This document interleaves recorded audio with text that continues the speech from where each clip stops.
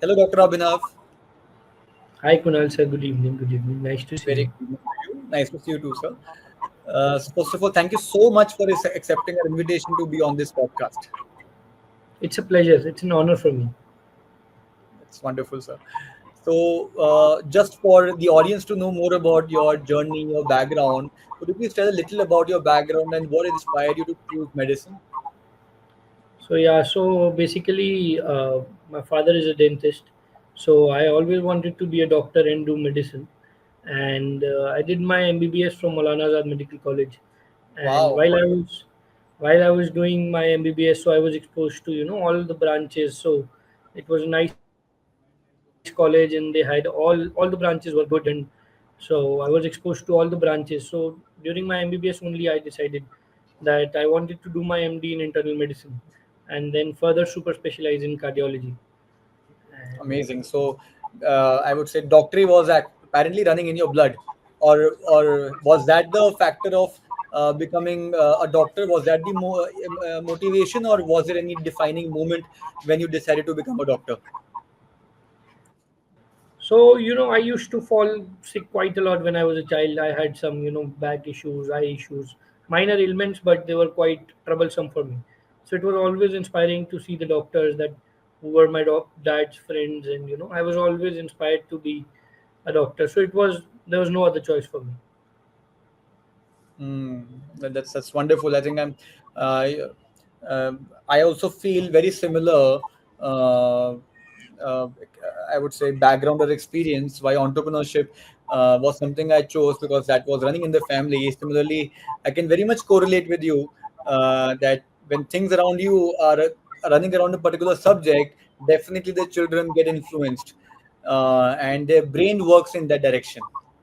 Absolutely, absolutely. So it was very Amazing. natural for me to become a doctor. Amazing, amazing, amazing. So, how did your early medical training shape your values and approach towards your patients? So I worked in Maulana Azad Medical College and Lok Naik Hospital, which is Hmm. one of the busiest medical colleges and hospitals in the country. So it is amongst the top five medical colleges. So I was lucky, to get into it in the first attempt, Wow. and I was always inspired by my seniors at that time who were doing internal medicine. So I wanted to be the doctor who treats the whole body, not just one organ. So that is why early during my MBBS, I realized that internal medicine is what I want to do. So That's very well put. the only roadblock was that internal medicine goes amongst the top ranks.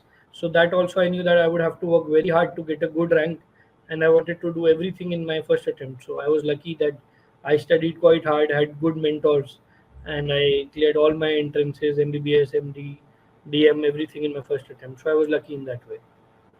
Amazing, amazing, amazing, sir. You're being very humble in saying you've been lucky because your hard work, your effort, your dedication, sincerity, so many things have been there behind getting into Maulana Azad, such a prestigious institution, and also clearing so many exams in the very first attempt. Working in Delhi, having background from colleges in Delhi, it's a big, big achievement. So applauds to the frontline medical uh, assets that the country is having. Thank you so much for being there for all of us, Dr. Abhinav. No, so nice of you, sir. Thank you. Thank you so much. So, just for our audience to know more about your professional life, can you let us know as to how your day looks like at work? So when I was doing my MD in internal medicine, so that Hmm. was pretty hectic because it was again I did everything from government medical colleges and government hospitals. So the load is too much, but the learning is obviously great. So when I was doing my MD in internal medicine, I was in my first year of MD. We used to Hmm. work almost 36-hour shifts every alternate day, like 2 or 3 in a week, and we used to work really really hard. And similarly, during my DM also, we used to work 12-hour shifts, and always like we learned very early on in our career that patients have to be the first priority. Everything else comes second. So learning is important, but patient care is the most important. That's wonderful. And how does your typical day looks like, sir? So Your current, routine, typical day. yeah. So currently, I'm an interventional cardiologist. I super specialized after my MD. So I am into a lot of intervention, like putting in stents, pacemaker. So we see patients in the OPD in the morning, and then we have our cath labs in which we work for 8 to 10 hours a day, sometimes even more. And then there are days on nights we are on call. So there are, if there's any emergency, if there are patients who need a stent in the night, so we have to be on call. Mm-hmm. So hectic Amazing. but So good. to be a 24/7 schedule for you. Yeah, so you can say like it's very hectic, but it's very enjoyable. Like it doesn't feel like work. It's like it's the passion. So I don't feel like So, work. sir, uh, passion being one, ultimately we are humans. So, how do you manage your emotional and mental demands of this profession? It's not easy. Yeah, so that is what I have learned over the years. I consider myself a workaholic, but of late recently I've learned to balance work and family life and everything. So I think as we mature, as we grow, things come to us naturally, and it is life which teaches us how to balance everything. Hmm. Amazing. I think that's very true. Uh, Life teaches a lot of things, something which we do not want to learn, but life gives us those so many kicks that we have to learn something which we never wanted to learn. Yes. So the wise ones learn from others' experience, and the foolish ones learn from their own experience. But everybody learns sooner or later. Everybody learns. In the end, so you have to learn. You have no choice. Yes, yes, yes, indeed. So, how has your area of specialization, your area of medicine, evolved over the past, I would say, pre-COVID and post-COVID? That's like one of the very favorite benchmark years for all of us. Yeah, so COVID has been a very, very defining period, obviously. It exposed the defects in the healthcare system of the country to the population at large. The government hospitals have always been very crowded. People did not have access to healthcare. And with COVID, things got exposed, and everything came into the mainstream. So COVID was a very tough time because we had our known two people, our friends, family who wanted advice, and we were on the call like literally 24/7. So but COVID has taught us that your own Hmm. health, your own mental well-being comes first. So the work-life balance that I was talking about, COVID has to a large extent shaped my perception of working and balancing everything together. Mm-hmm. I'm sure. I'm sure. COVID has been life changing for a lot of people, whether it be personal lives or maybe professional life. It has shaped a lot of careers. It has destroyed lives. So True. yeah, it has been one of the defining moments of the entire world. Yeah, yeah, yeah. Absolutely, absolutely. So how do you approach building trust with your patients?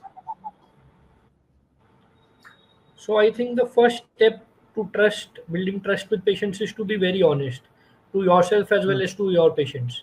So I think whenever a person is genuinely honest from within, any smart fellow can recognize that this person is going to give me very genuine advice. And you have to while talking to the patient, you have to give 100% attention to the patient. You cannot be looking at Right. your phone or talking to somebody else, and parallelly talking to the patient also. So whenever the patient is there in front of you, he demands 100% of your attention and 100% of your time. And I think whenever Mm-hmm. anybody is very genuine, anybody can perceive that, and it gets transmitted from heart to heart. You don't have to do much, to impress someone or to make an impact. It comes naturally. Because I'll give you my own experience. A lot of times, it is the same advice which Doctor B would also give, but I would eventually want to hear the same line from Doctor A because I trust Doctor A so much that no matter what B, C, D, or no matter what even someone who would be senior to Doctor A would say, I would want to listen to the same lines from Doctor A because I trust Doctor A the most. So trust, I feel, is very important, especially in the line of medicine. That is true. That is true. So, trust is most important. Like, for example, I recently had a relative of mine who was Hmm. a small kid who had an abdominal pain. So I told them that I am an adult cardiologist and I'm not a specialist in pediatric diseases or in abdominal pains. But that guy, he said we just want to meet you once. So I just prescribed some placebo to him and the kid is doing well. I think it is the trust factor which was more important for him because there was no real disease. It was just some subconscious stress or something. So it was the trust factor I think which helped in the recovery more than the medicine. So sometimes in our profession, it's the trust that the patient puts in you, which makes a big difference. Very true. Very true. So, can you share a memorable patient story that deeply impacted you? So, like the memorable patient story would be from COVID. So when COVID stuck, so I was working as an internal medicine resident in Delhi. Mhm. So at that time, we were not very prepared of how to deal with the quarantines and isolation and all these wards. So there was a patient who got admitted at 10 o'clock at night, and while we were treating him, he asked for food. So all our canteens were closed nearby. Zomato, Swiggy, everything was closed. So we could not figure out how to give food to him. So that is when another patient, who was his neighbor on another bed, stepped in, and that patient got food for from his own house for that patient. And so I realized that the problems in medicine are not just technical, and it's not just to do with medicine itself, but it is the part of healing is broader than just science. It's more than just science. It's empathy and human touch which heals patients, not just science. True, true, true, true, true. Patience is also one very important thing along with trust. That is true. That is very true. So, doc, what's that one thing that you wish that every patient would understood better about their health, so that people can take precautions instead of cure? So I think the best thing would be like for patients to understand is that not every disease can be cured by medicine, but almost Yeah. every most of the diseases can be prevented by a healthy lifestyle. So And a healthy lifestyle and stress is a very important risk factor for most diseases. So living a happy stress-free life is the key to living a healthy life as well. okay. And how can one leader, uh, maybe when you mention should have a good lifestyle or maybe a stress-free lifestyle? So, what are your specific suggestions? How do we maintain a healthy lifestyle or maybe a stress-free life? So I would say that from my own personal experience and from experience of many patients, I would say that regular walking in a nice surrounding, like in a park with the birds chirping, the kids playing around, so that helps you mentally as well as it's good for your physical health also. So I feel that walking should be a part of everyday routine for everybody because it helps you regain your mental peace as well as it is physically very beneficial. So that is one key element. And other than that, the routine things like avoiding smoking, avoiding alcohol, managing workplace stress, being content with what you have, and not running after things constantly. That is important. I think that is one thing which would pinch a lot of people because a lot of us just listen to all these points every second place, but still we decide not to follow besides knowing the repercussion. So how do you as a doctor make sure that people really follow your suggestions?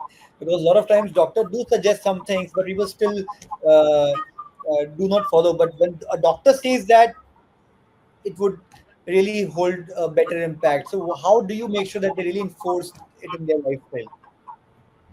So, like the thing that we do is that we often, make patients talk to other patients. So, patients Oh, are very convinced, if you tell a patient that, say, this person had a very similar disease to what you have, and this guy altered his lifestyle, and this is how he has benefited. So, then you can hear that from that patient. So, people, connect very easily because Doctor, for a patient, sometimes a doctor is at a higher pedestal, while a Yeah, fellow patient is at an equal pedestal. So people it's like a are, peer-to-peer learning. yeah, so exactly. So people are more receptive when listening to things from their own peers. So that is a very Mhm. important technique. Wonderful. So let's talk about our aspiring doctors. So what would you tell students who want to pursue medicine today? What do you suggest? So I would say that there's a lot of negativity in the social media and everywhere, that with some reports coming of violence from people towards healthcare professionals, or reports coming in of saturation in medical fields. But I feel that like medicine is the thing you should go for if you have the passion for it. Like I personally would never, I can never imagine doing anything other than medicine. So medicine is the best because you make money while you create a difference, and you might even enjoy it. So this is one of that is what one of my seniors said, that it is the only profession where you get blessings as well as money from your patients or clients. So, and you are doing good karma also. So there are very few Very true. professions like this. Very true. I think very rightly said by your friend, your colleague. Very well said. So that is the beauty of medicine. Like there's nothing So like it. That's what I feel. so while passion being one of the qualities, what all other qualities you suggest one must accumulate to become a successful doctor? I think the first quality is perseverance and hard work, because Mhm. the seats are relatively fewer as compared to other professions. So you might not always get into everything in the first attempt. So you have to work hard, you have to work harder than others, you have to persevere, and you have to make sure that once you set a goal in mind, you have to reach it no matter what. So that is one quality. The other quality I would say is to be very honest to yourself and to be very honest to your patients. That is one quality without which you cannot do well in medicine. So being honest is the second most important quality that any doctor can have. True, true, true, true, true.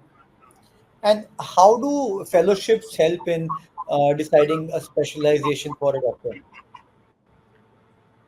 So so medicine is one field which is constantly evolving, and everything has its finer niches and finer nuances which can only be learned by learning, by studying more, by attending online lectures, by doing more fellowships, doing more degrees, doing more diplomas.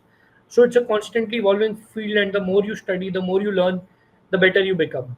And patients also these days search for a specialist or a super specialist doctors, especially in tier 1 and tier 2 cities. Like if I have a headache, people would directly prefer to go to a neurologist. So even though the general physician treats everything, but uh, things are so fine, so nuanced, that you need specialists and super specialists to deal with intricate problems. So it's always good to learn more, and to like in our field, you say it's never bad to add a degree or a diploma or a course to at the end of your name. The list keeps growing. Right.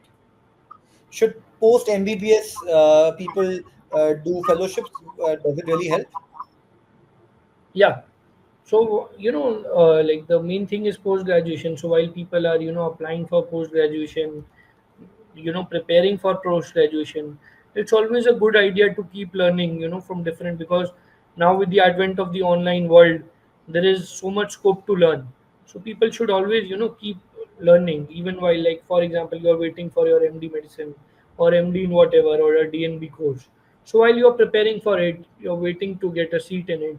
So it's always a good idea to keep learning. Right, right, right. How do you differentiate between opportunities in India and opportunities outside India? A lot of doctors have, I would say, as a doctor, you have always job vacancy in, I would say, all parts of the world. Every True. country would never stop a doctor coming in their country. US would never close their doors to a doctor, UK, and lot of others. So how would a doctor decide where to pursue their life in, or which is So, better like, as a doctor? like a lot of my friends from MC went to the US or UK. So the main thing I feel is that if you want to move abroad, you need to set your priorities straight.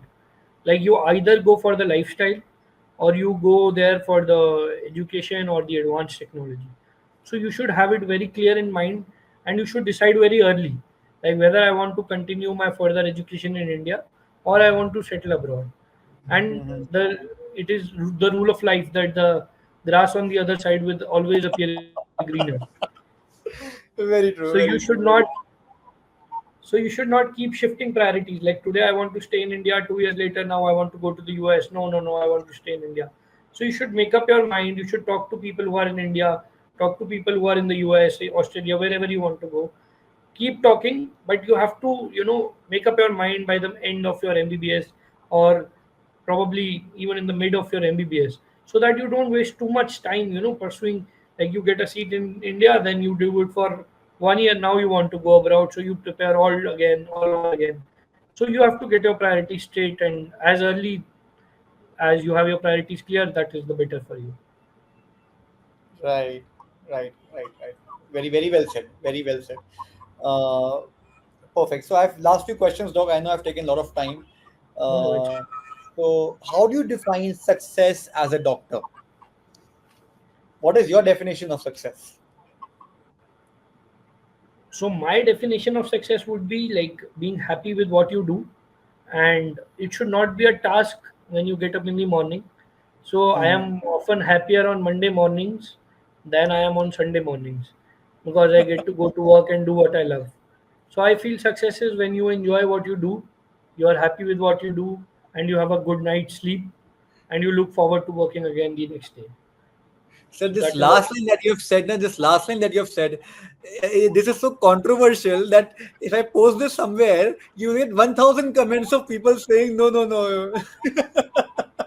You are saying this right now on this podcast, but when it comes to following that, you won't do that, and blah, blah, blah. But that Because, is, the ultimate truth. yes. Because there is a word called Monday blues, but there is nothing called Friday or Saturday blues. It's So, not so when blue. you are, so whenever you are truly, I feel whenever you are truly passionate about it, you look forward to Yes, Saturday as much as you look forward to a Monday morning. very true. I think that's something which I do resonate with you on. So, what legacy, Doc, or what impact do you want to leave behind? So I would like to inspire as many people as I can to, take up medicine. And so it would be good if more passionate people, more like-minded people join medicine, and they don't join it just for, just because somebody said, or because it's the thing to go. If you just join medicine because your dad is a doctor, your friend's dad is a doctor, I don't think that is the correct thing to do. So if you're truly passionate and you come into medicine, then you can create a real difference. Very, very, very aptly said. I think passion is something that can really help you going. And if you don't love your field, if you are not passionate about your field, you will always keep thinking of switching, or maybe think of, oh no, it's Monday, again and again. So True. yeah, I think very, very, very well said. So although we know that you always wanted to be a doctor, but just asking, if you want a doctor, what have you been? I would perhaps have been a politician, where I Wow, like. politician. I always wanted to create a meaningful difference in the world, and Yes. so when I was in school, so I realized that there are, like, of course, everything is important. All professions are important, but I personally felt there are two big ways in which you can impact people. One is politics, and second is medicine. I didn't know how to get into politics, so I got into medicine. Amazing, amazing, amazing. I think this is one of the, or I would say rather the only podcast in which someone has said that I wanted to be a politician, if not a doctor or maybe other profession. So amazing, amazing. It was amazing, fabulous talking to you, Doc. So, as a any message that you would like to give to our listeners, who want to live a healthier or happier life, any one final quote, any one final message to our listeners? I think the final message should be that it is happiness which leads to success, and it's not success which brings happiness. So if you are happy, you will eventually be successful. So if you are seeking Yeah. something, you should seek happiness. You should not go out and search for success. Success will follow you when you are happy. Amazing, amazing. I think this was like this reminded me of American's movie, which we all uh, recall of, and it's a very breakthrough sentence. I think we should definitely have this last line of the podcast at the very first, because what you have said is just revolutionary. It's very inspirational. People should run after happiness because that would bring success. So there's Amazing. this What a quote to end this podcast. So there's this John Lennon's quote. So he said that when I was in school, my teacher asked me that what I want to be when I grow up. I said happy.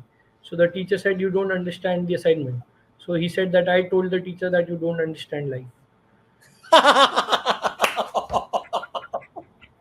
Oh, mind blowing, mind blowing, amazing, amazing, doctor. I think there are so many things that I've learned from this podcast, and it was a fabulous one. Amazing. Thank you so very much for being online, sir. It was my pleasure. It was such an awesome learning experience that I had in the past 20 minutes, sir. Thank you so very much. I wish you all the very best to an amazing career that you're already having, and I hope you not just remain happy, but you achieve or conquer absolute happiness. Thank you, sir. Uh, Thank you. It's been great talking to you. It's Same an here, sir. Thank absolute you pleasure. very much. Yeah. Have a great life ahead. Take care. Bye. Thank you, sir. Thank you, sir. Goodbye.